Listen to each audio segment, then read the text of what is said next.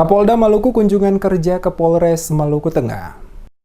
Kapolda Maluku Baharudin Jafar menggelar kunjungan kerja ke Polres Maluku Tengah sekaligus menyerahkan bantuan paket sembako dari Polda Maluku untuk selanjutnya dibagikan oleh jajaran Polres Maluku Tengah pada hari Rabu. Kapolda Maluku Baharudin Jafar di sela-sela kunjungan di Kota Masohi kepada tim Demes Media Group menjelaskan, kegiatan kunjungan kerja yang dilakukan dirinya selaku Kapolda Maluku ke Kota Masohi tepatnya di Polres Maluku Tengah sebagai bentuk tanggung jawab dari Polri untuk bersama-sama TNI dan masyarakat mengikuti semua aturan dan ketentuan yang telah dikeluarkan oleh pemerintah dalam menangani COVID-19 saat ini. Kepolisian menurutnya harus disiplin dalam tugas-tugas guna memastikan pengawasan bersama tim gugus tugas COVID-19 pada wilayah kerja masing-masing dapat berjalan dengan baik, namun tetap mengedepankan tindakan preventif humanis dalam melayani masyarakat. Disinggung soal jumlah bantuan yang diberikan kepada Polda Maluku ke Polres Maluku Tengah, kata Baharudin sebanyak 100 paket bantuan sembako dari Polda Maluku ditambah 70 paket dari Polres Maluku Tengah yang akan dibagikan kepada masyarakat yang benar-benar terdampak langsung akibat pandemi COVID-19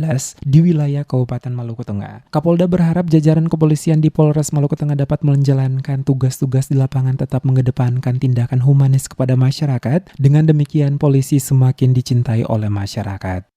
Ya, jadi ini sebenarnya kita buat untuk membuat bagaimana apabila ada masyarakat kita yang belum dapatkan bantuan, maka bantuan dari Polres, dari Polda, bahkan dari Kapolri sendiri kita salurkan. Apalagi sekarang ini menjelang Hari Bayangkara. Hari Bayangkara ini kita mau perlihatkan bahwa petugas kepolisian ini betul-betul dengan masyarakat melayaninya. Nah, kalau ada kelebihan sedikit juga kita bagi-bagi untuk masyarakat.